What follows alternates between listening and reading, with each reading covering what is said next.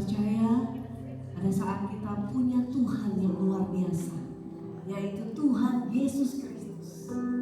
Kita percaya bahwa hidup kita semua ada di dalam tangan.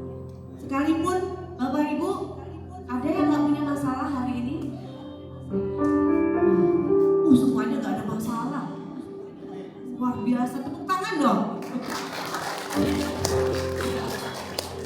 Sekalipun kita ada masalah, kita percaya Tuhan Yesus adalah sumber segala-galanya. Amin.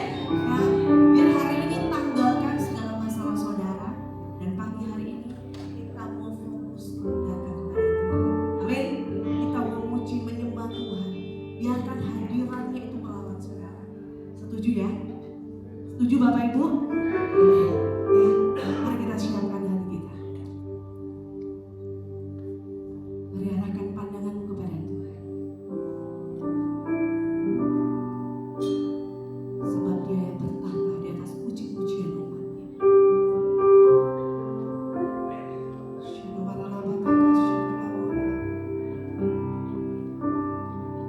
Bapa, kami percaya Tuhan bahwa Engkau selalu hadir di dalam setiap persekutuan anak-anak.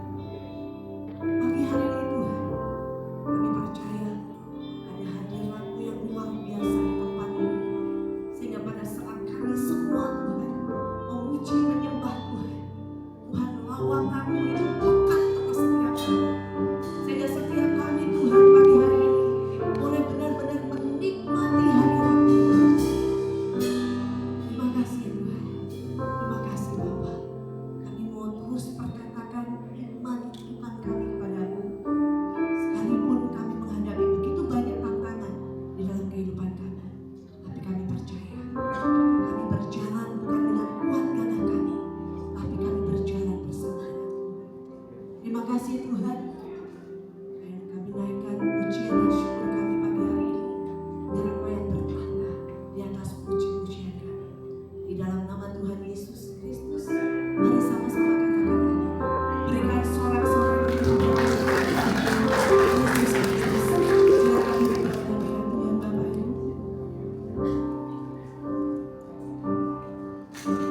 Mari kita belajar lagu baru di hari ini. Kita percaya bahwa lagu ini boleh memberikan kekuatan bagi setiap kita, menguatkan setiap kita yang mungkin tidak bersyukur.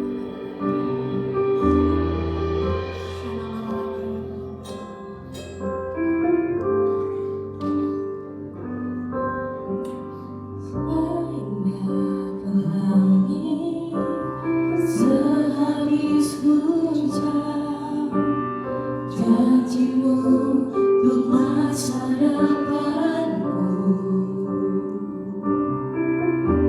Walau badai yang datang silih berganti, namun Kau selalu besertaku.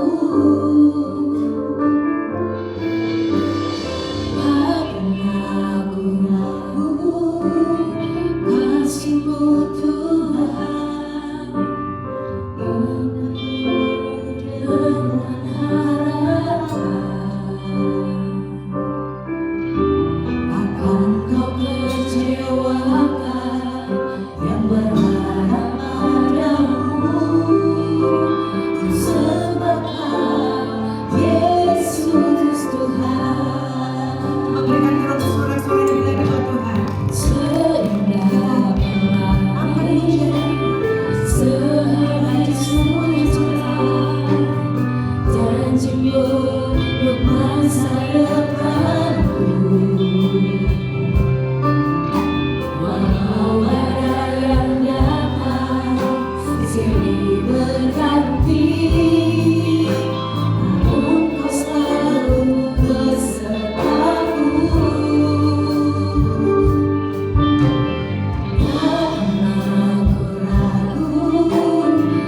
Kasih-Mu Tuhan, hingga penuh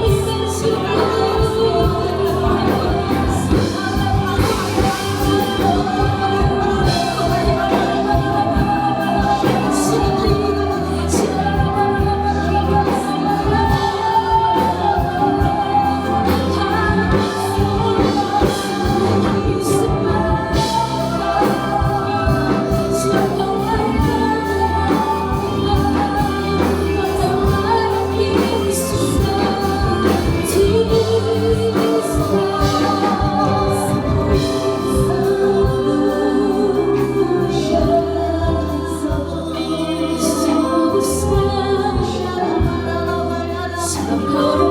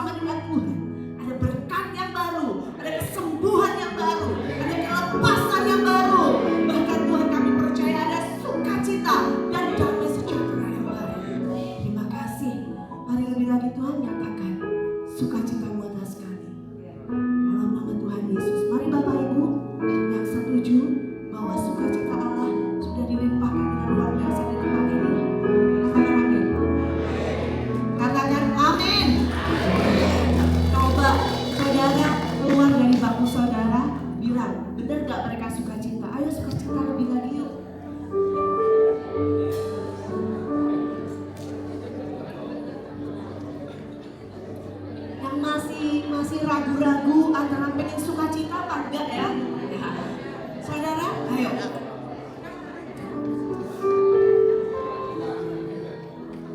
Haleluya.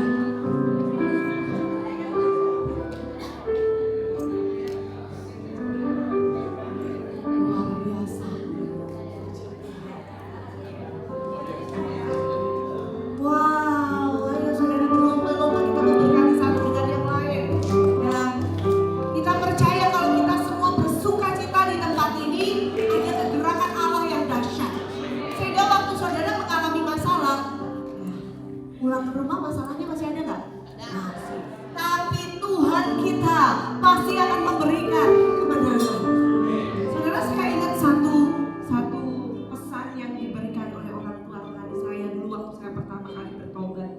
Dia bilang begini, "Dah, kamu nggak apa-apa kehilangan apapun.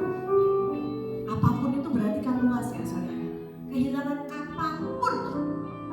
Nggak usah peduli, nggak usah sedih, nggak usah apa-apa. Kenapa? Selama kamu pegang yang namanya Tuhan Yesus, Tuhan yang akan mengembalikan apa yang hilang di dalam kehidupanmu. Amin. Tapi dia bilang, kalau kamu kehilangan sesuatu, kamu lepasin Tuhan Yesus, kamu gak akan dapat apa-apa. Dan itu saya buktikan sampai dengan detik hari ini. Sekalipun ada sesuatu yang luar biasa menggoncang hidup saya, apapun Tuhan, baik dalam rumah tangga, dalam pelayanan, dalam apapun juga, saya tetap percaya. Waktu saya pegang Tuhan Yesus, semua itu Tuhan satu-satu kembalikan. Amin. Saudara percaya kalau ada Tuhan Yesus, semuanya pasti beres. Haleluya. Kita mau berjoget buat Tuhan. Ayo semuanya. Kakinya boleh digoyangkan. Kaki boleh digoyangkan.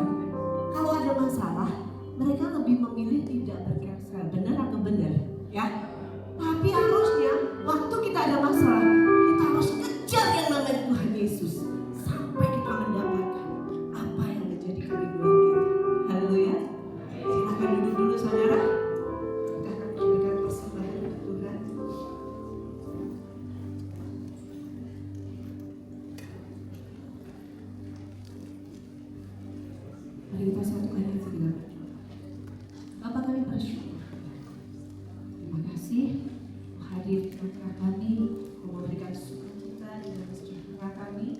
Terima kasih. Ya sebentar juga Tuhan, kami ingin melakukan sebagian daripada firman-Mu yang diberi.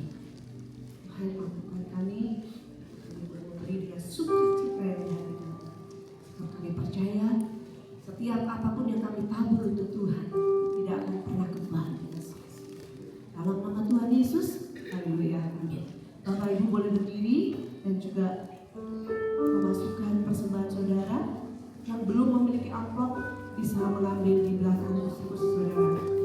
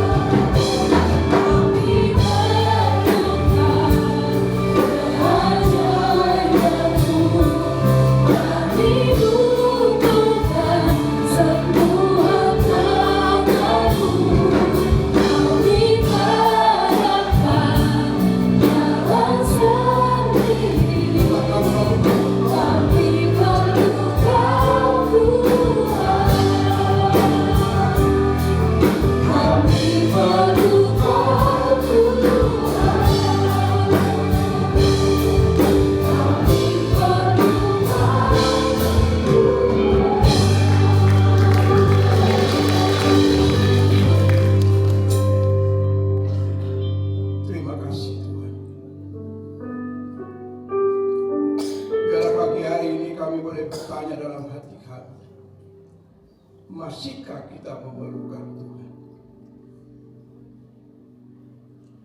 Apakah itu yang ada dalam hatimu? Dan apa yang harus dilakukan buat Tuhan? Kalau itu menjadi pertanyaan, biar pagi hari ini kita ambil satu keputusan.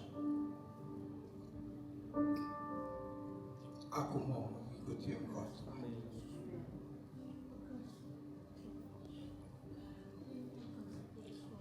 Supaya aku bisa melihat mujizat. Aku menerima keselamatan. Dan aku menerima kemerdekaan bersama dengan Tuhan. Kalau itu harapan, pagi hari ini kau taruh di dalam tangan Tuhan. Izinkan Dia bekerja dalam hidupmu, untuk engkau melihat dan merasakan kebaikan Tuhan yang begitu ajaib. Dunia tidak bisa memberikan itu.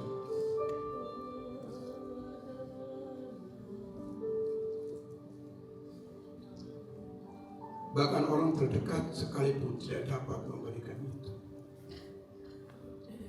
Tetapi Tuhan sanggup memberikan itu bagi. Terima kasih Tuhan. Itulah kebaikan-Mu yang tidak akan pernah berakhir. Biarlah kebaikan itu kami rasakan setiap waktu. Sehingga tidak ada alasan untuk kami berkata, Tuhan Engkau sungguh baik. Terima kasih Tuhan. Urapi kami dengan hikmat. Penuhi kami dengan hadirat dan kuasa.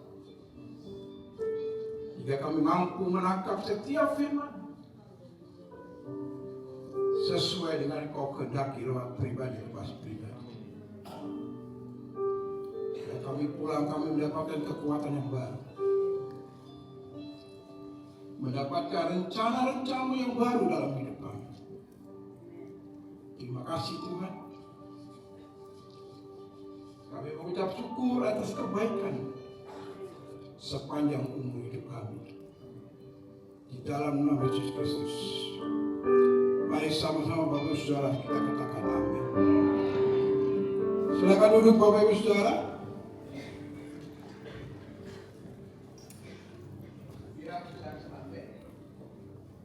Oke. Terima kasih WL, tim Singa dan Tuhan. Hari ini sudah beres KB? Amin.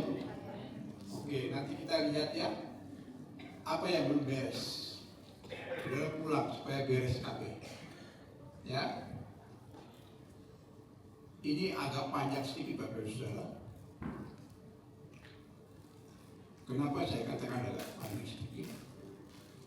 Bapak Ibu ingat nanti tanggal 14 Mei besok itu adalah diperingati dalam tanggalan umum, itu adalah kenaikan Isa Al-Masih, ya, begitu ya.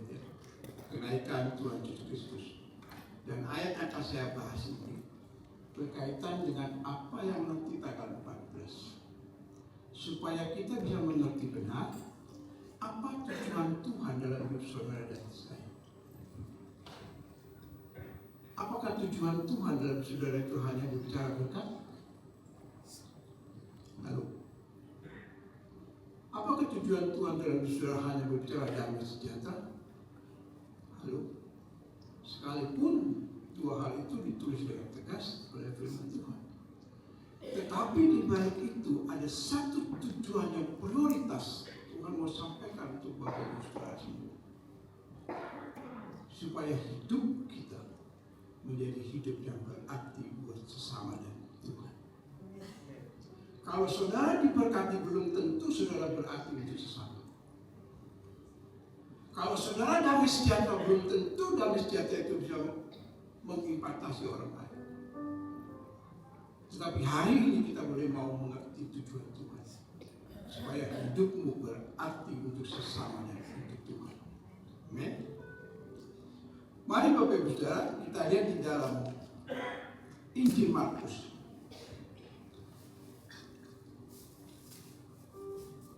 Injil Markus pasal yang pertama. Dan nanti kita akan melihat apa itu yang ada di dalam Kisah Para Rasul 1 ayat yang ke-8. Maka kita akan menemukan jawaban Tuhan di awal dan di akhir.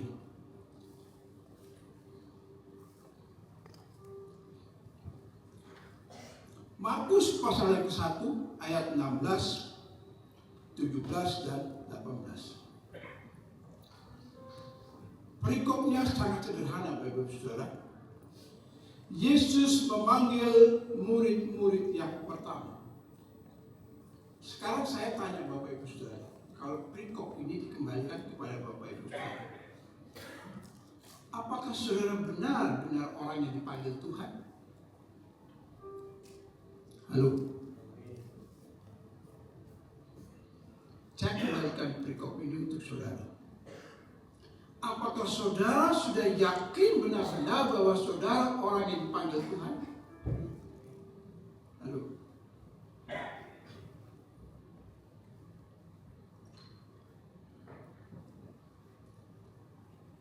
Saudara yakin nggak saudara dipanggil Tuhan? Halo? Ada yang ragu? Saya rasa 99% ragu. Kenapa? Satu, saudara belum melakukan apa yang terbaik buat Tuhan. Ibadah saudara datang itu adalah identitas saudara sebagai orang Kristen. Betul? Identitas orang percaya agamanya apapun, dia harus beribadah tanpa terkecuali. Kemarin saya mendampingi satu KSM. Kita ke Baduy, sebuah suku di Jawa Barat, di Banten, namanya suku Baduy.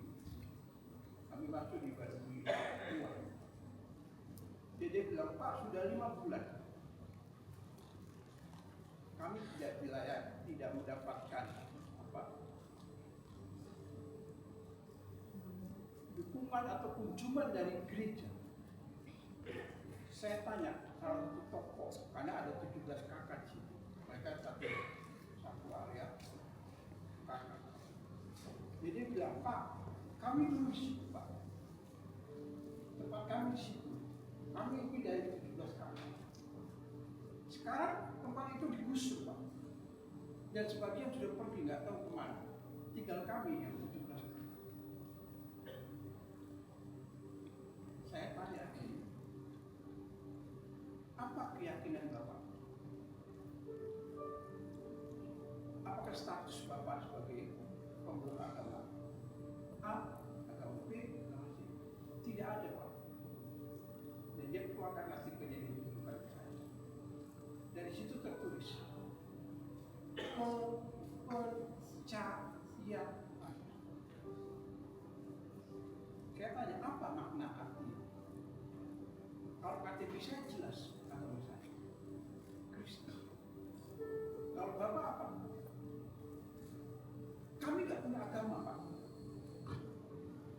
Di situ saya bisa ambil satu kesimpulan. Berapa banyak saudara-saudara kita yang hari ini mereka memiliki status keyakinan sama seperti saudara dan saya, tapi mereka tidak punya keyakinan kepada Tuhan.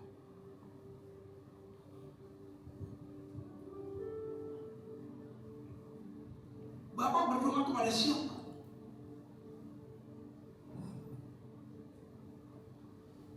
Dia bilang kepada saya, kami hanya percaya kepada Wiwi, Pak. Bagaimana pengenalan Bapak tentang kekristenan? Kami diajarkan kasih. Dan saya tanya kembali untuk Bapak semua yang hadir di sini. Benarkah ajaran kasih itu melekat dalam hidup saudara? Halo.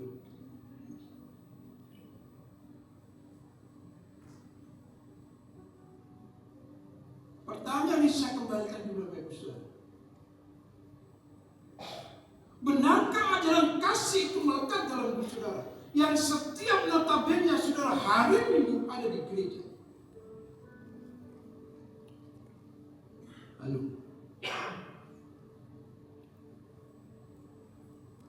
dan mereka tidak boleh diajarkan tentang pendidikan. Apalagi baca tulis, sangat dilarang. Sangat menyedihkan. Kalau kita melihat itu, kasih ini dikembalikan kepada Bapak Ibu Saudara, apa yang sudah lakukan? Saya tanya, kenapa selama hampir setengah tahun tidak ada gitu? Kami dilarang, Pak. Kami disidang di pemerintahan daerah, sidang di adat. Keputusannya sederhana. Kalau sampai ada yang datang, 7 keluarga akan diusir keluar dari lokasi. Apa jawaban saudara?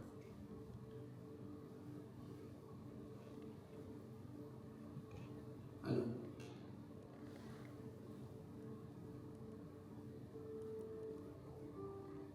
Saya hanya bilang kepada mereka, aturan memang mengikat. Tetapi kalau Bapak menyadari kasih itu dalam pengajaran yang kami paham, saya percaya kasih itu akan menyelamatkan Bapak. Sederhana. Kami melanjutkan ke Batu Jalan. Jarak tempuh hampir 4 jam berjalan kaki.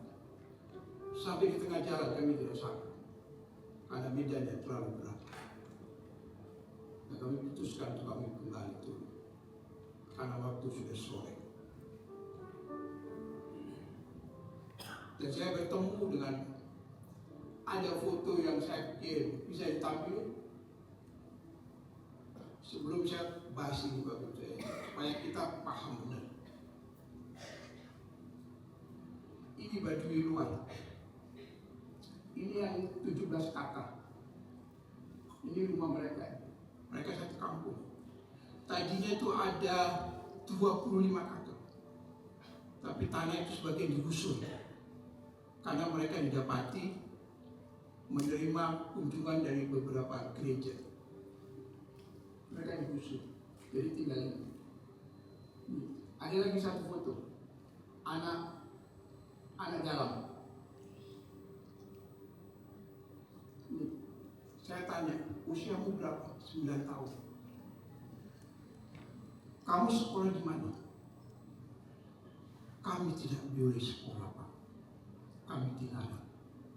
Kalau kami didapati sekolah, kami diusir dari tempat ini. Dengan 2 anak yang saya ngobrol.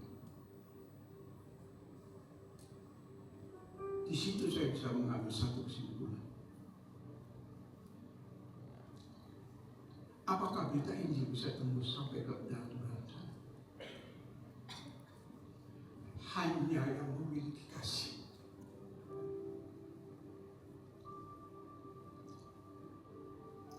Itu bisa sampai ke ujung bumi. Saudara hadir di sini kalau sudah tidak punya kasih, Injil tidak sampai ke ujung bumi. Saudara diberkati berbicara personal. Saudara beribadah berbicara personal saudara dengan Tuhan. Tapi bagaimana hubunganmu untuk melakukan amanat agung yang Tuhan sudah berikan untuk saudara dan saya, supaya kau pergi sampai ke ujung bumi? Itu hanya satu kata yang bisa menyelimuti semuanya. Kasih. Dan akhirnya kami turun, kami sepakat. Beberapa bilang, Pak Edi, kita jadwal sekali lagi. Kita mau tembus sampai ke dalam. Perjalanan dari lokasi titik poin 1 sampai ke dalam itu butuh waktu 2 jam berjalan kaki. Turun lagi butuh waktu 2 jam. Sampai ke titik 0 itu butuh waktu 6 jam.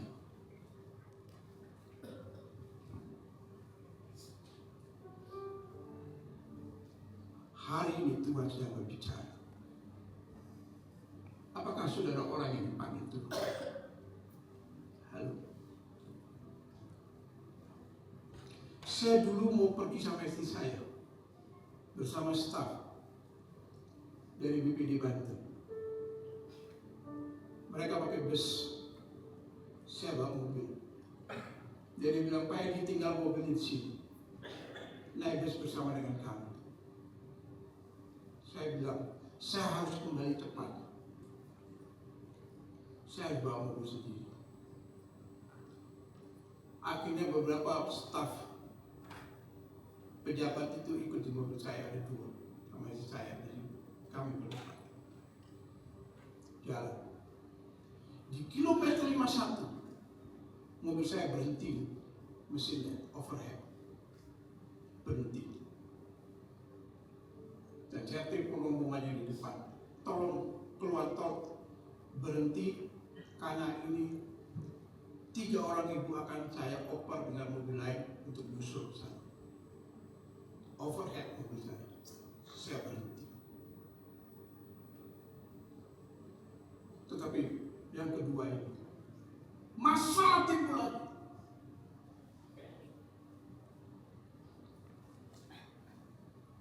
Tas isi saya tertinggal di rest area. Pada lokasi yang kami mau tuju, tinggal 1 jam perjalanan lagi.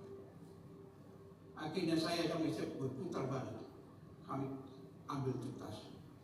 Waktu kami terbuang hampir 2 jam. Saya bersyukur dengan orang-orang yang penuh kasih. Kami bilang, mereka jalan. Karena mereka dipandu oleh salah satu staf dari Pak Samuel Gunadi almarhum punya staf mendampingi kami. Dan dia bilang, enggak, kami tidak akan jalan sebelum Pak Edi dan Bu Eda kami ketemu, baru kami jalan bersama. Mereka menunggu kami 2 jam. Saya mau beritahu, di tengah jalan saya sudah hampir ngomong sama istri saya, kita pulang saja. Karena arah tolnya itu arah pulang ke Jakarta. Kami harus keluar di mau Cilegon. Kami balik putar dan masuk ambil Rangkas Bitung. Sangat jauh. Tetapi hari ini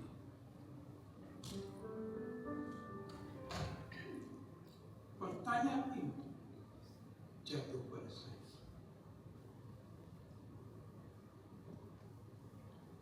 Yesus memanggil saudara dan saya untuk melihat jiwa-jiwa, dan mereka sangat ketakutan dan tertekan.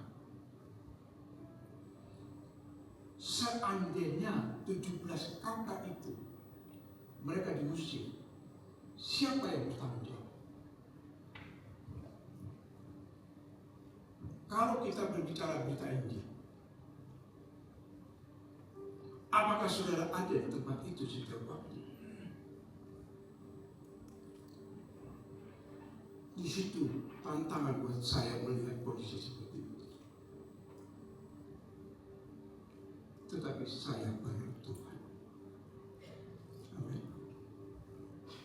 Saya perlu Tuhan. Dan mereka sangat bersukacita.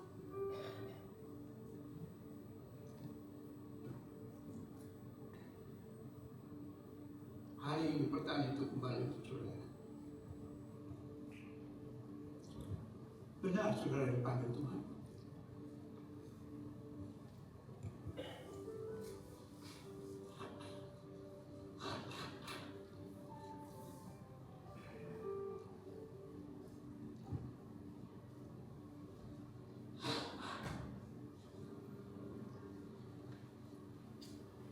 Saya sudah banyak mengalami tekanan dalam pelayanan saya.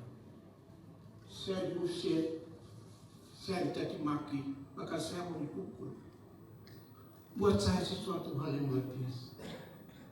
Sampai ada satu bapak berkata, saya sudah mau pukul Pak Edi, tetapi tangan saya ada yang mengikat.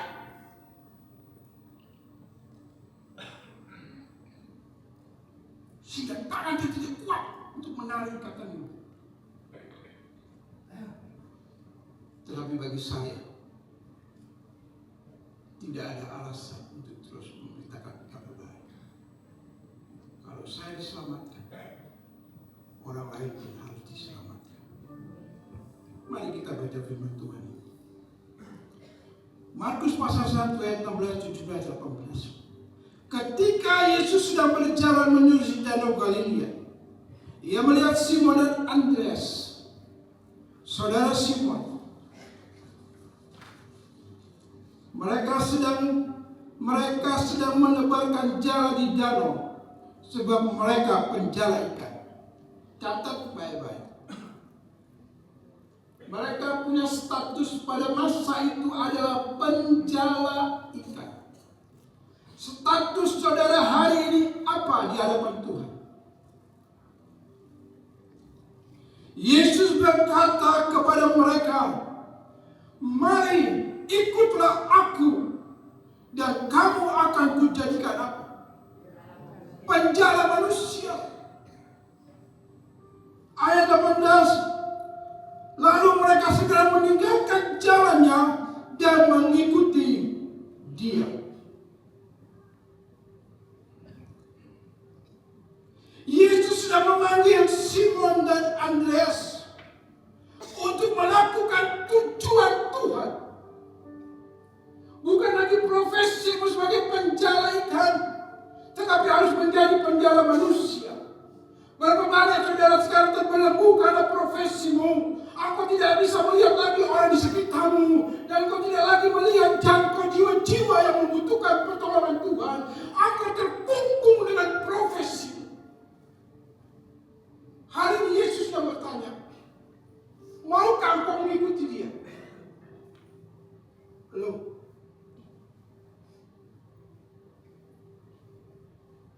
Engkau terbelenggu dengan satu profesi, dan kau tidak bisa melihat orang di sekitar. Tetapi Yesus mengubah paradigma itu. Kamu tetap menjadi penjala, tetapi yang kamu jala bukan lagi ikan, tetapi manusia. Kapasitas mereka harus dirubah oleh Tuhan. Tadi tema saya hari ini adalah perubahan kepribadian dalam mengikuti Yesus.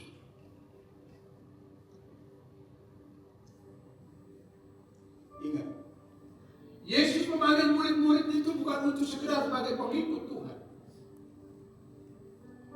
Bukan sekedar mereka mendampingi Yesus kemanapun Yesus berjalan, tetapi mereka sedang dilatih untuk menjadi pemberita kabar baik di akhir zaman.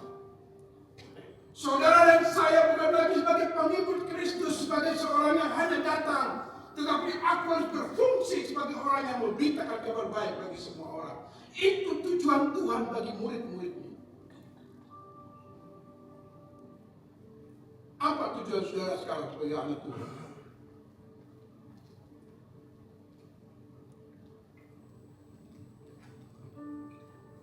Tuhan sedang membawa murid-muridnya untuk masuk dalam sebuah misi, sebuah transformasi perubahan dalam hidupnya.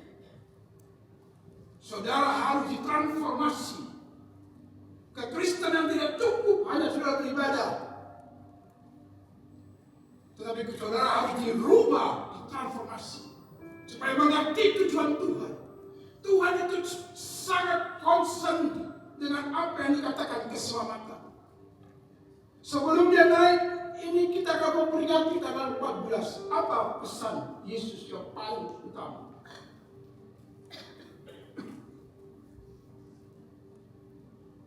Di dalam Kisah Pasal Rasul 1 ayat 8. Bisa ditampilkan Kisah Pasal Rasul 1 ayat 8. Tetapi kamu akan menerima kuasa kalau Roh Kudus turun ke atas kamu, dan kamu akan menjadi apa?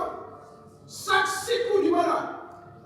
Yerusalem, Yudea, sampai ke Samaria dan ke ujung bumi. Ini tujuan Tuhan untuk saudara dan saya. Ingat baik-baik. Jadi jangan cuma kita berkat. Tapi saudara saudara tidak melakukan ini,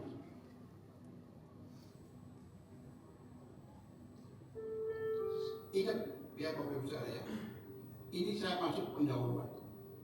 Apa ganjaran orang yang tidak melakukan hal ini?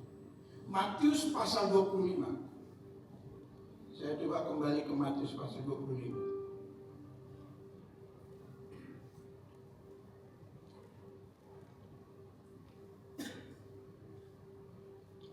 Matius pasal 25. Ayat terakhir. Ayat 46.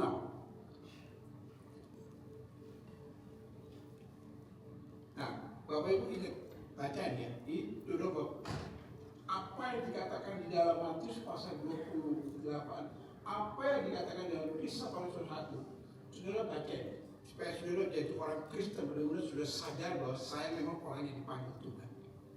Ya, dikatakan ayat 46, dan mereka ini akan masuk ke tempat apa? Siksaannya, tetapi orang benar ke dalam hidup yang siapa itu orang benar? Halo, apa ayat di atas berkata?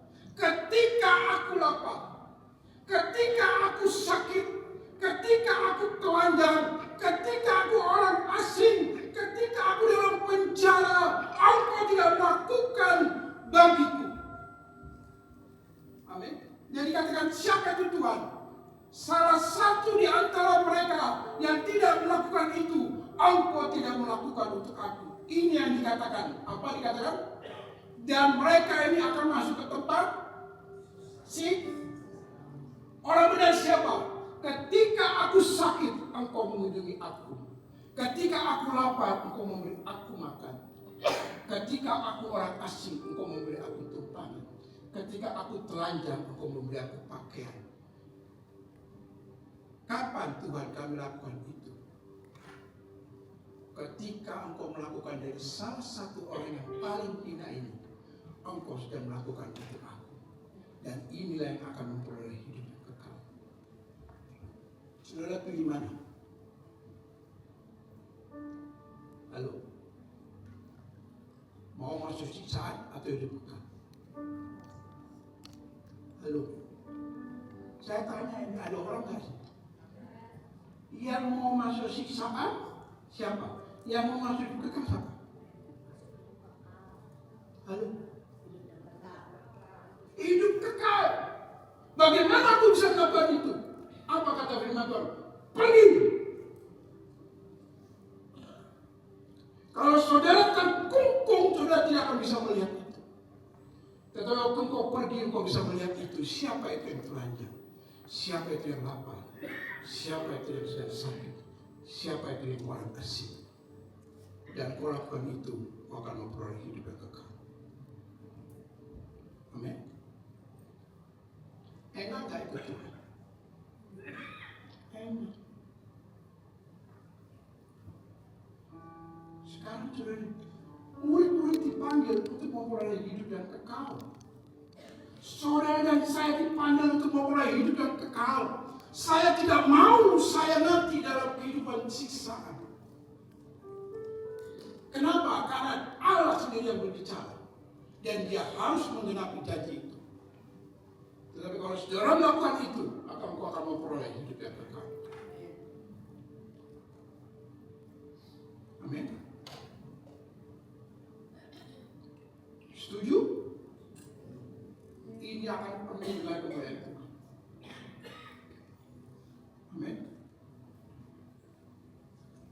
Perubahan kepribadian dalam mengikut Yesus harus dimulai dari pembentukan, yaitu sebuah relasi dengan Tuhan. Satu, kalau kita mau hidup kita mengalami perubahan, kan tema kita ini naik ke tingkat tinggi. Ini subtema yang saya bawa. Saudara tidak akan bisa naik ke level ini kalau dia tidak mengalami perubahan. Amin. Kasih harus berubah, imanmu kepada Tuhan harus berubah. Kalau itu nggak berubah, bagaimana saudara bisa naik? Amin. Harus dimulai, yang pertama harus dimulai bagaimana saudara membangun sebuah relasi. Tuhan memanggil murid-murid itu untuk membangun sebuah relasi, untuk membangun satu persekutuan yang kuat. Siapa di sini yang masih ikut KSL? Halo? Halo? Yang ikut KSL angkat tangan, yang ikut KSL angkat tangan. Mutak sensus nih, angkat tangan, yang ikut KSL angkat tangan. Ayo, yang ikut KSL angkat tangan. Yang nggak ikut, ya, yang ikut KSL yang di atas kok kayak orang malu-malu sih. Angkat tangan aja, kita angkat aja tuh. Nanti kalau dia nggak angkat tangan nanti setelah pelayan itu akan samperin. Ditanya datanya. Lu saudara harus bangun persekutuan, bangun. Yesus itu memanggil murid-murid untuk dibangun satu persekutuan. Mereka dikuatkan, mereka mengerti tujuan Allah dalam hidup mereka, sehingga waktu mereka keluar, mereka menjadi terang dan garam bagi semua orang. Kalau saudara tidak ada dalam komunitas ini, bagaimana saudara bisa menjadi terang dan garam? Nggak mungkin bisa, saya yakin 100%. Nanti ya, nanti kita singgung sedikit ya, kenapa orang Kristen itu nggak bisa jadi garam dan terang. Ya, nanti sudah lihat. Ya. Yesus itu concern untuk membangun sebuah model komunitas baru. Dengan 12 murid, dia mengajarkan semuanya dengan baik. Bukankah saudara ini harus masuk dalam komunitas sekecil itu yang namanya KSL? Saudara-saudara dilatih untuk menggenapi dari firman Tuhan, yaitu bagaimana merawat dan memberitakan Injil bagi semua orang. Kalau saudara tidak tergabung dalam komunitas yang benar, bagaimana saudara mau dipakai Tuhan? Saudara datang hari Minggu dan pulang, hari Minggu dan pulang, tetapi hari Senin sampai Sabtu, itu ada komsel-komsel yang sudah bisa lihat di warga dan sudah bisa ikut di dalam. Itu membangun saudara, Bapak Saudara. Saudara harus ada dalam komunitas. Amin. Yesus memanggil murid-muridnya itu karena dia mau ada komunitas. Menyatu dengan dia, sehingga dia bisa memberikan satu teladan gambaran bagaimana mereka harus memberitakan Injil kepada semua orang. Dan KSL yang pernah mau. Halo, yang nggak mau ikut KSL, saya mau tanya, apa yang sudah dapat dari hari Senin sampai hari Sabtu? Kalau orang Jawa bilang itu apa? Di rumah itu apa ya? Tolak, nggak tahu mau ngapain. Tapi waktu gue datang ke KSL, walaupun seminggu sekali, dari hari Senin sampai Sabtu, sudah ambil jadwal yang tepat, yang sesuai dengan kebutuhan. Oh, saya bisa hari Selasa, saya bisa hari Rabu, saya bisa hari Kamis, saya bisa hari Jumat, saya bisa hari Sabtu. Di mana yang kosong dia, saya bisa hadir. Waktu sudah hadir, sudah akan menjadi satu komunitas yang kuat. Orang yang dipanggil, Tuhan memanggil murid-muridnya untuk masuk dalam satu komunitas yang tepat. Amin. Relasi mereka terbangun sehingga tujuan Tuhan tercapai. Amin. Visi gereja ini naik ke tempat lebih tinggi. Saudara kalau nggak dikasih ngerti apa? Ayo tanya. Yang ikut KSL minggu lalu apa? Bahan KSL yang disediakan apa? Yang ikut KSL bahan minggu lalu, 1 minggu yang lalu, bahan materi KSL apa? Ada yang tahu? Nah, coba bilang ke kamu apa ya? Tanya, bahan KSL apa? Apa bahan KSL? Ada yang tahu? Yang di atas tahu, yang di atas sudah tanya kiri, tanya kanan, tanya kiri, tanya kanan, lagi sama-sama nggak tahu. Ayo, apa? Ada? Waduh. Ini kalau saudara sepupu kita bilang masalah.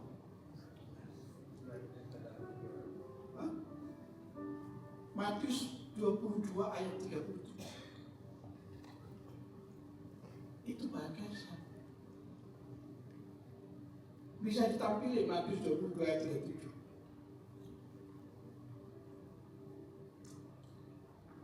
Bisa ditampilkan. Jawab Yesus kepadanya, apa? Saudara sudah mengasihi Tuhan? Halo?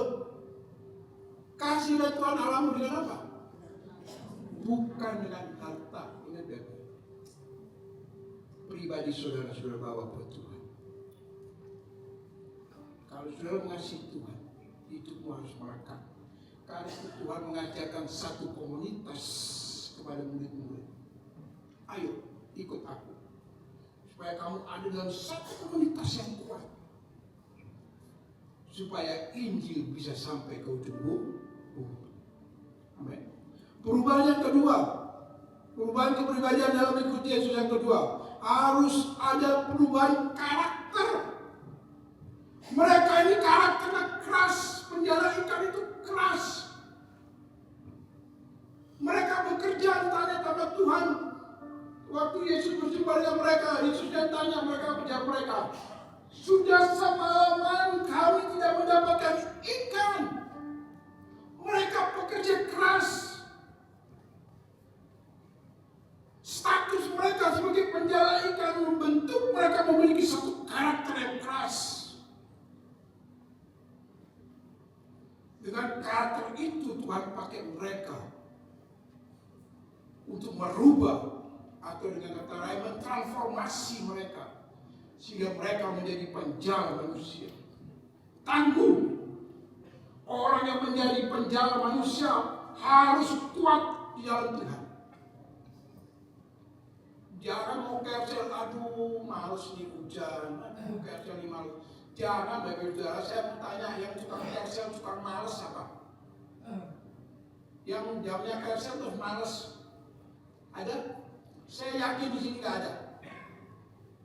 Ya, semuanya rajin, maksudnya rajin di rumah.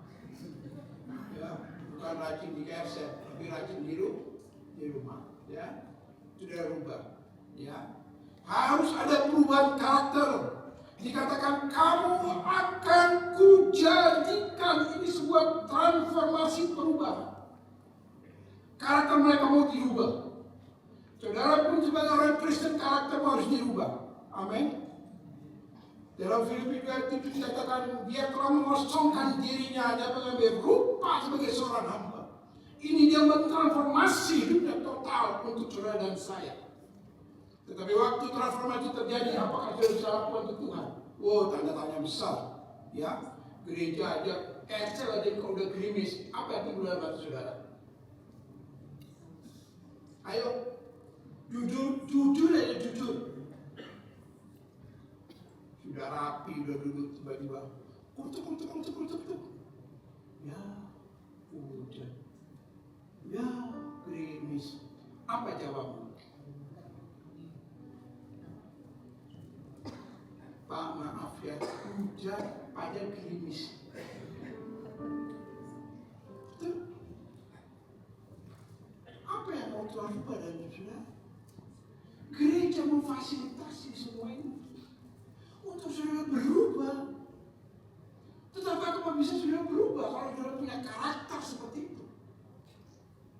Susah Bapak Ibu Saudara. Ya. Saudara pernah dengar namanya NPD?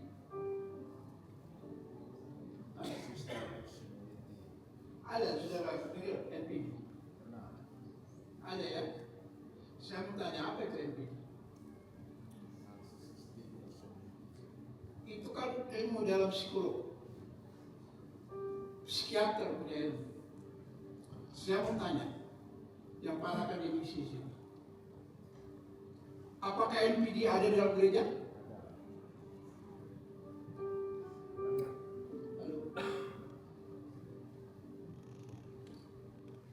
Dalam ilmu psikolog, NPD itu menjadi satu fenomena untuk mereka mengubah karakter seseorang, narsistik. Tetapi hari ini, data yang saya sering dapat, hampir semua gereja mulai terserang yang namanya virus NPD.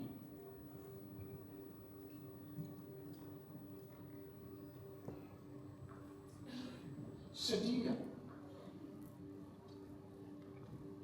Kalau gereja sedang mengalami gangguan mental kejiwaan di mana?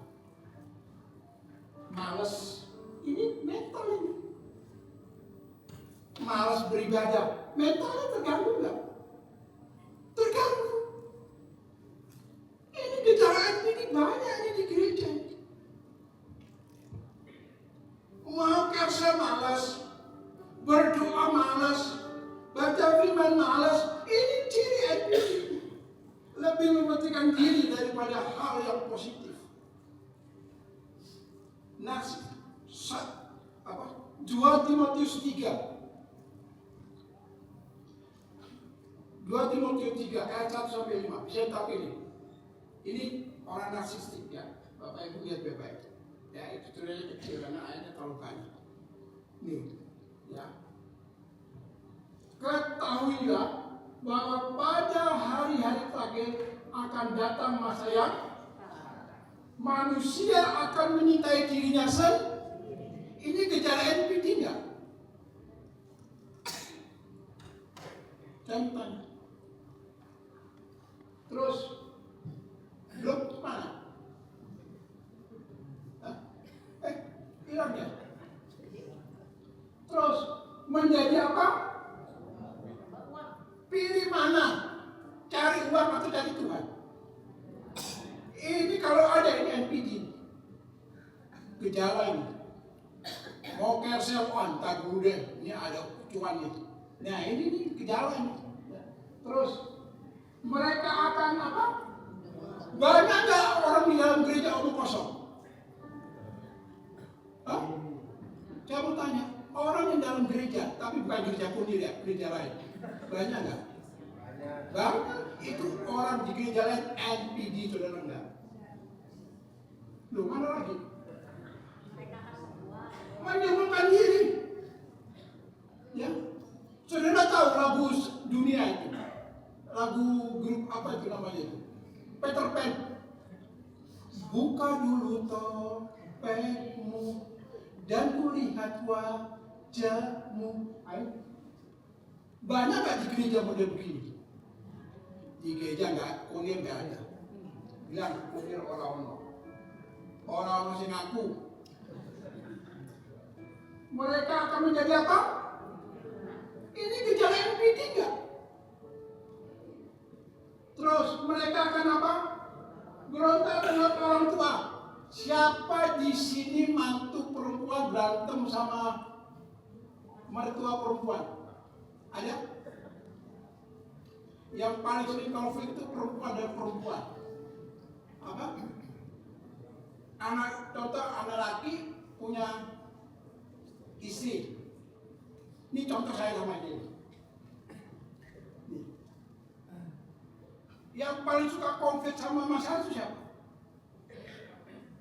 Mantunya. Benar nggak mantu perempuan di sini? Benar nggak? Kalau ngomong dulu mertua gua tuh cerewet banget, benar nggak? Ya ini yang punya menantu wanita, ibu-ibu banyak sabar ya. Ya jangan jadi orang narsistik nanti dulu ya.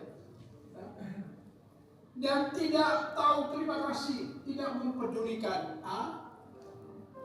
Saudara agamanya apa? Saudara peduli nggak dengan agama Kristen?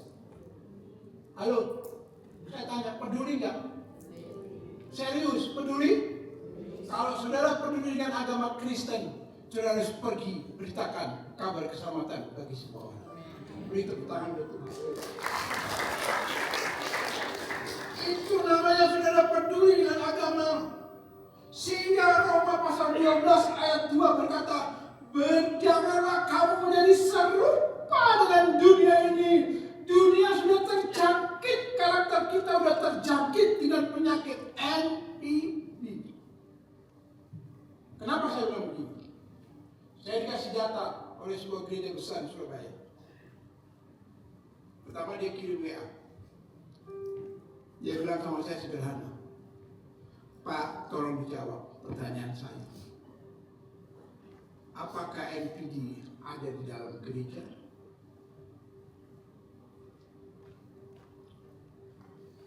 Satu pertanyaan. Saya jawab, saya belum menemukan. Setelah itu dia kirim data survei. Dia survei gerejanya, dia kirim. Begitu dia kirim, saya baca baru saya melihat ini bukan hanya di satu gereja, hampir seluruh gereja jemaat mengalami epidemi.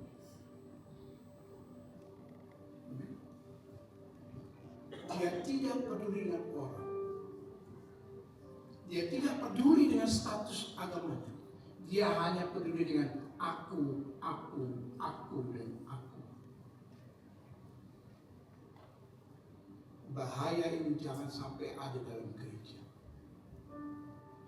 Karena itu Paulus berkata kepada jemaat di Roma, berubah oleh pembaruan budimu, supaya kamu mengerti kehendak Allah.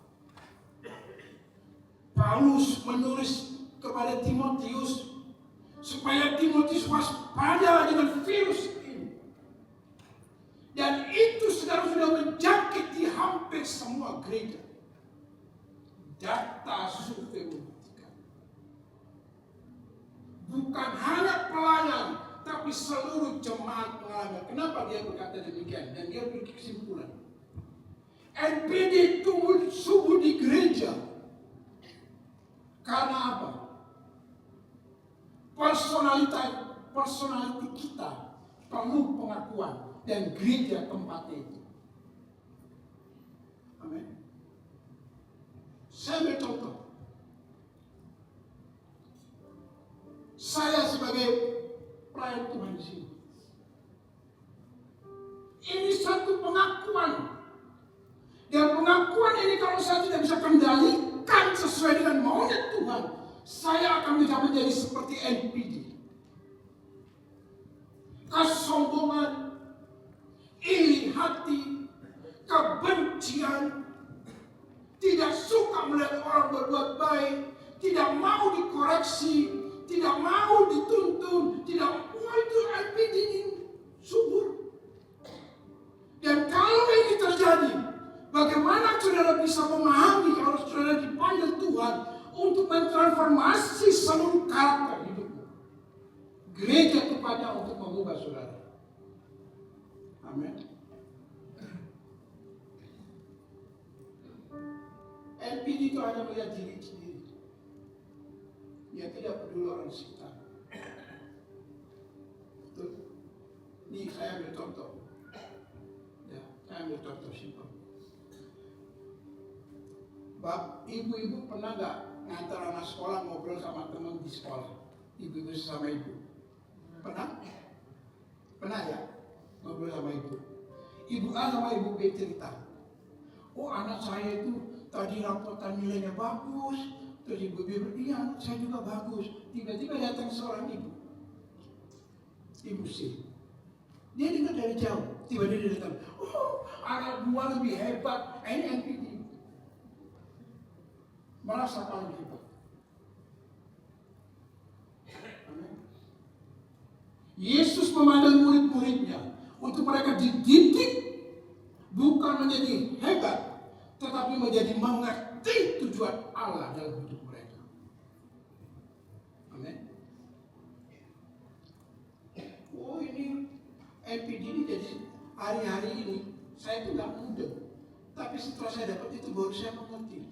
Ternyata itu hampir di semua gereja hari-hari ini itu sudah membahas namanya NPD. Ya, yang berikutnya, ya toh, perubahan kepribadian dalam ikut Yesus yang mulia, memberdayakan murid. Muridnya diberdayakan dan diberi kuasa. Amin. Dan kuasa itu membawa mereka untuk menjadi sesuatu yang baru di dalam Tuhan. Amin. Roh Kudus hadir memberi mereka kuasa, memberi mereka otoritas untuk melakukan segala sesuatu. Kekristenan harus bisa seperti itu. Saudara harus diberi kuasa dari tempat yang maha tinggi, supaya saudara pergi menjadi tujuan Allah. Bukan lagi aku menjadi penjala ikan, tapi aku harus menjadi penjala manusia. Amin. Roh Kudus hadir dalam hidupku. Roh Kudus, kau hadir di sini. Roh Kudus, ku mengasihi. Amin. Kau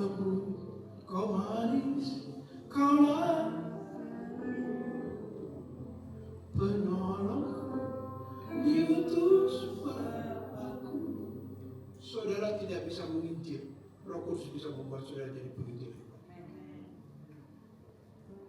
Buka hati, izinkan Roh Kudus berlaku. Gereja perlu saudara, Bapak Ibu Saudara. Gereja ada pemimpin. Gereja perlu saudara. Saudara harus dipenuhi dengan kuasa dari tempat yang maha tinggi. Itu yang menolong saudara untuk saudara menjangkau jiwa-jiwa, bawa ke dalam gereja, dan mereka mulai dimuridkan dalam kesel, mereka mulai dimuridkan dengan hal-hal program yang lain, sehingga hidupmu benar-benar hidup yang berarti buat Tuhan. Kita tidak bisa lagi duduk manis, Bapak Saudara. Ibu-ibu ini yang punya warung, kalau ada orang pelanggan datang, dia tahu ngobrol-ngobrol, ibu itu kan suka ngerumpi, ya kan? Dia suka ngerumpi, ngobrol-ngobrol, ceritakan kebaikan Tuhan buat dia. Sederhana, Bapak Saudara. Saya tuh kalau ketemu orang dia cuma tanya kebaikan Tuhan gitu. Menurut Tuhan baik gak? Baik. Dari mana lu lihat? Ya gue dikasih nafas. Baru situ saya mulai masuk. Pelan-pelan. Sederhana, Bapak Saudara. Tapi kita perlu penolong yang memampukan kita untuk berbicara. Amin. Hingga itulah Tuhan yang memberdayakan saudara. Ya toh? Ini penting, Bapak Saudara. Ya. Lagu ini, kalau saudara lakukan ini, saudara akan ingat lagu ini. Yesus terlebih. Amin. Yesus terlebih di dalamku. Amin.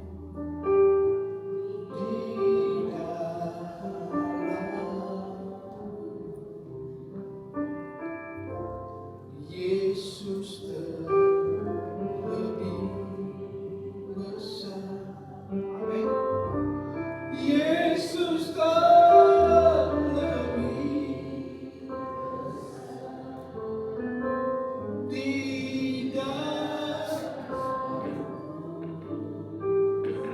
tidak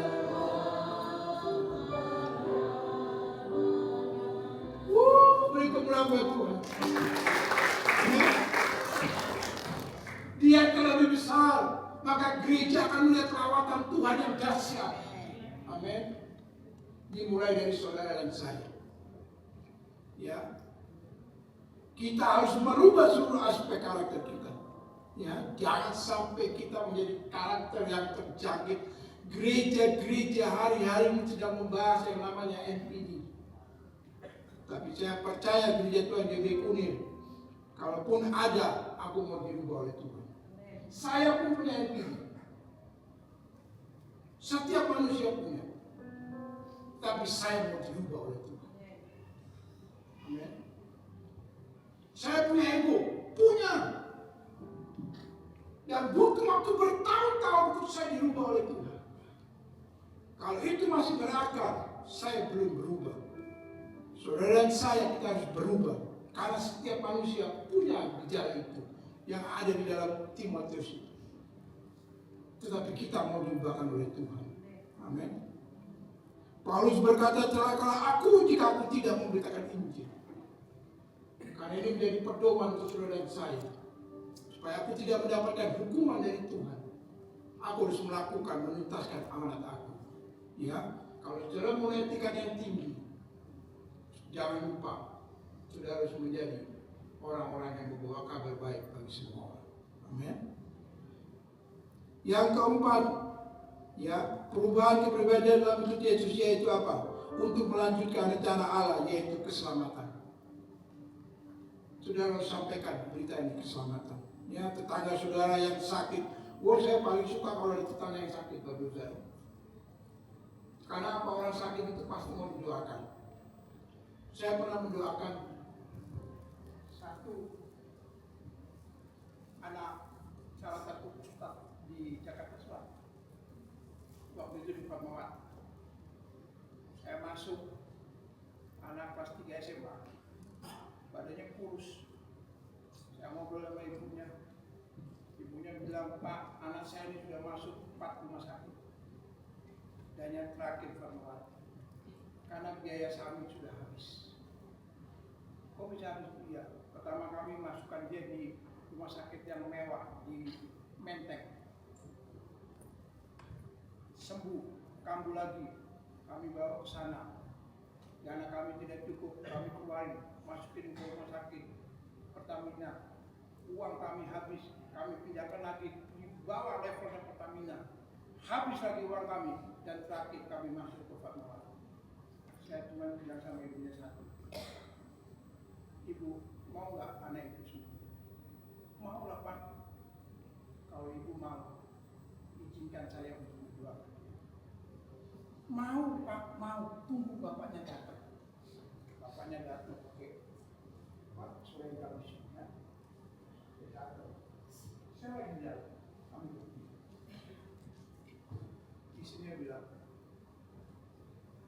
dia panggilnya Abah.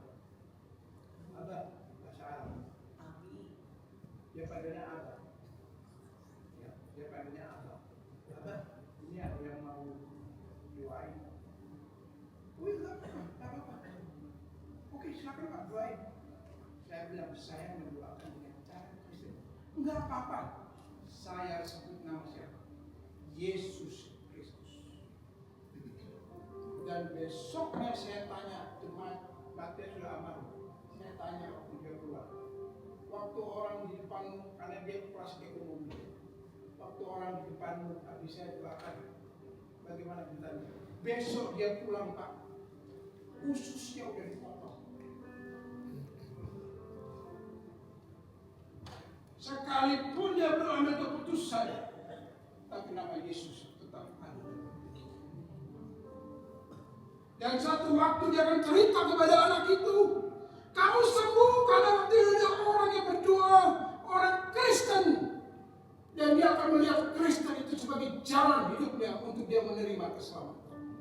Saya tidak tahu, tapi Tuhan bisa berkarya yang besar. Tugas saudara dan saya seperti itu.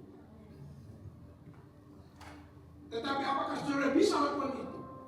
Bisa, kalau saudara yakin ada penolongku yang sejati, yaitu Roh Kudus. Karena itu saudara masuk dalam komunitas yang benar. Saudara bertumbuh, berakar, dan menghasilkan buah yang terbaik bagi Tuhan. Amin. Kasih-Mu layakkan seluruh hidupku, dan mampukan ku melakukan yang Kau inginkan. Tak bisa ku terlepas, Kau menggenggam tanganku untuk lebih mengenal pribadi-Mu. Ku terhubung denganmu, selalu melekat di hatimu. Firman-Mu itulah dasar hidupku yang berdaulat atas. Saudara mau terhubung dengan Tuhan. Pagi ini katakan, Tuhan, aku mau mengikuti Engkau. Apapun profesi, Tuhan bisa kasih waktu untuk kau bisa melakukan apa yang Tuhan inginkan. Yang jadi pertanyaan, siap nggak sudah lakukan itu? Amin. Saya undang pemusik. Biar pagi hari ini kau fokus dengan panggilan Tuhan. Amin. Saudara semua punya kesibukan, saya yakin 100%. Entah sebagai ibu rumah tangga, saudara punya kesibukan. Saudara sebagai kepala rumah tangga, saudara punya kesibukan. Saudara punya profesi, saudara punya usaha, saudara sedang bekerja. Apapun saudara bisa lakukan setiap waktu. Tetapi jangan lupa bahwa aku adalah pengikut Kristus. Sehingga harus melakukan sesuai apa yang Tuhan inginkan dalam hidupku. Tuhan bisa kasih waktu untuk saudara untuk melakukan semuanya ini. Yang Tuhan mau saudara punya komunitas di dalam Tuhan. Yang kedua, saudara harus mengubah karakter hidup. Engkau tidak lagi melihat dirimu, tetapi aku melihat orang di sebelahku. Ya, di Cancel itulah tempat yang kita aplikasikan. Berbagi kasih dengan satu sama lain. Amin. Sehingga saudara mengalami sebuah perubahan, dan perubahan itu akan membawa engkau dalam kemuliaannya kepada kemuliaan berikutnya. Sehingga satu waktu Tuhan akan mendapati saudara adalah orang-orang yang setia melakukan apa yang Tuhan mau. Amin. Saya undang kita semua bangkit berdiri. Kita mau merasakan indahnya kasih Tuhan dalam hidup saudara. Ingat, setiap pribadi kita punya kekurangan, setiap pribadi kita punya kelemahan, tetapi di balik semua itu Tuhan memberi kita kelebihan demi kelebihan, dan kelebihan itu saudara harus pakai untuk kemuliaan nama Tuhan. Amin.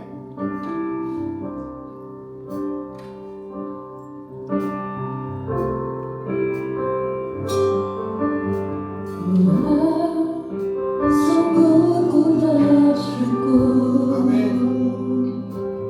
Kau menyertai hidupku selama ini. Yes.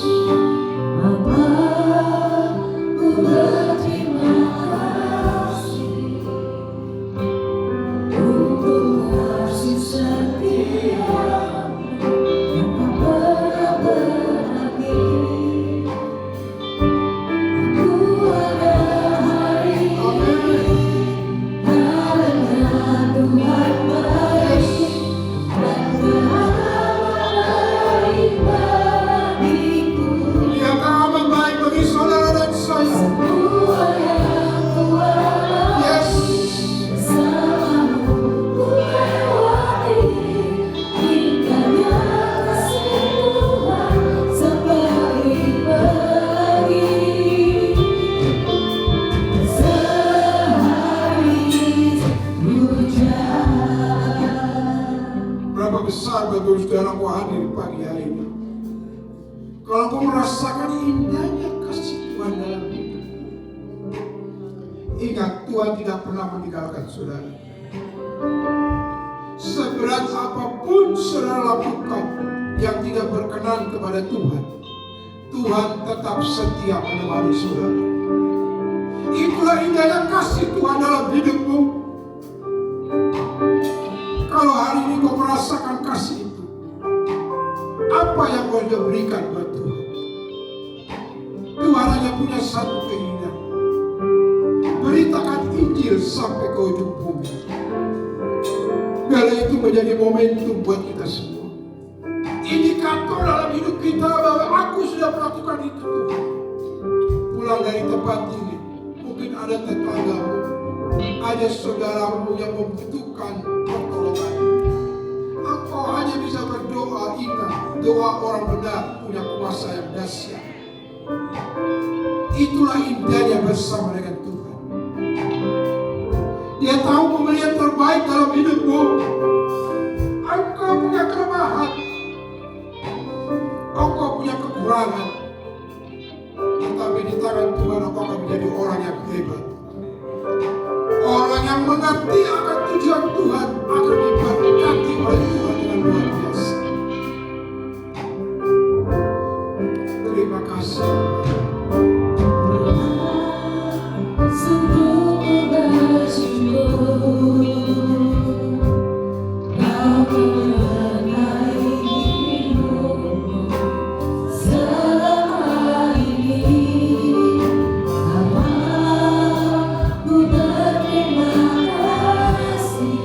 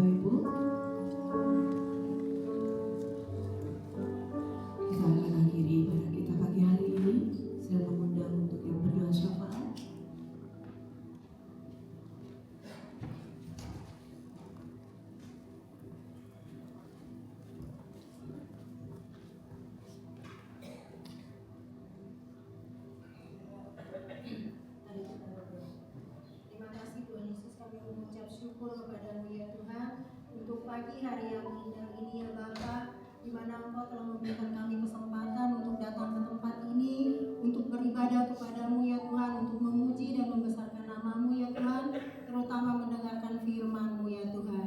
Terima kasih, kami bersyukur untuk kesempatan ini ya Tuhan. Tuhan Yesus Allah yang baik, kami berdoa ya Tuhan, buat firman yang telah disampaikan pada pagi hari ini ya Bapa. Biarlah Engkau tanamkan firman itu ke dalam hati dan pikiran kami masing-masing ya Tuhan, agar supaya kami juga menjadi pelaku-pelaku daripada firman itu. Terima kasih ya Tuhan. Kami berdoa juga buat Pak Edi yang telah melayani hari ini. Biar Engkau yang memberkatinya berlipat-lipat kali ganda ya Tuhan. Berkati Tuhan segala usaha yang dilakukannya ya Tuhan. Berkati pelayanannya ya Bapa. Kami berdoa juga buat Bu Enda serta anak-anak mereka ya Tuhan, dan cucu mereka ya Bapa, biar Engkau juga yang memberkatinya ya Bapa. Apapun yang mereka lakukan, biar Engkau yang membuat mereka berhasil ya Tuhan. Terima kasih Tuhan Yesus.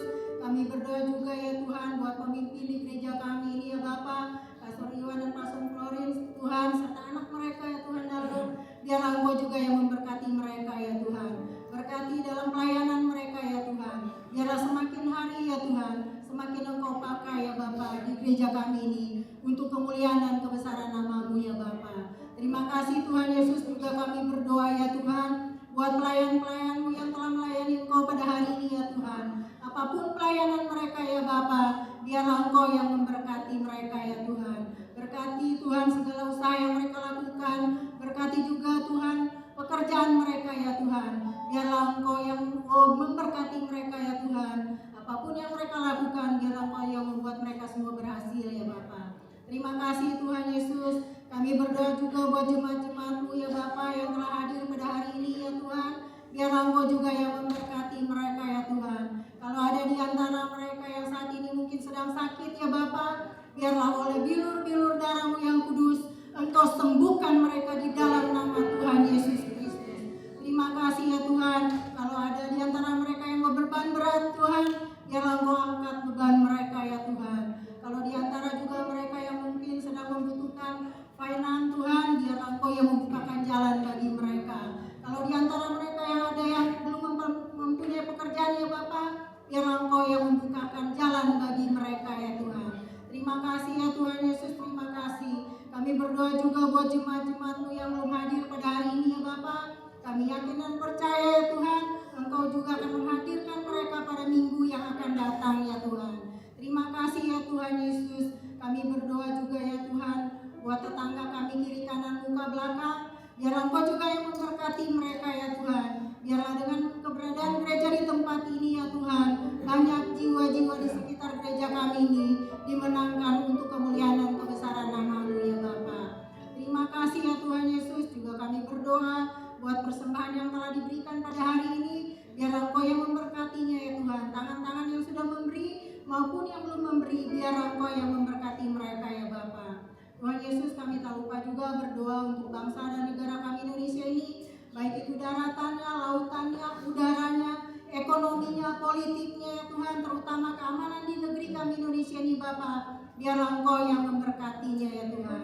Berkati Bapak Presiden kami, Wakil Presiden kami ya Tuhan, sampai pemerintahan yang paling terbawah sekalipun Tuhan. Biar Engkau juga yang memberkati mereka. Taruhlah di hati mereka roh takut akan Engkau ya Tuhan, dalam memimpin bangsa dan negara kami Indonesia ini ya Bapa. Terima kasih ya Tuhan. Sebentar lagi kami akan kembali ke rumah kami masing-masing. Biarlah perlindungan tangan kasih-Mu menyertai kami ya Tuhan, sehingga kami boleh tiba di rumah kami masing-masing dengan tiada kurang suatu apapun. Sebelum kami kembali ke rumah kami masing-masing, kami akan menerima berkat dari hamba-Mu. Mari kita bangkit berdiri. Mari kita angkat kedua tangan kita. Terimalah berkat damai, sejahtera, dan sukacita dari Allah Bapa yang Maha Kuasa. Kasih yang berlimpah-limpah dari Tuhan kita Yesus Kristus. Persekutuan yang indah dan manis dengan Roh Kudus yang akan senantiasa menyertai kita, menuntun setiap langkah kita. Dia juga yang akan memampukan kita untuk hidup benar di hadapannya, menjadi pelaku-pelaku firman-Nya. Dia juga yang akan membuka jalan-jalan kita yang tertutup. Dia juga yang akan memberikan terobosan yang kita butuhkan. Dia juga yang akan membantu setiap kita untuk semakin hari menjadi semakin serupa dengan Kristus dan hidup berkemenangan di dalam Tuhan Yesus Kristus. Kita semua yang sudah terima berkat Tuhan dan percaya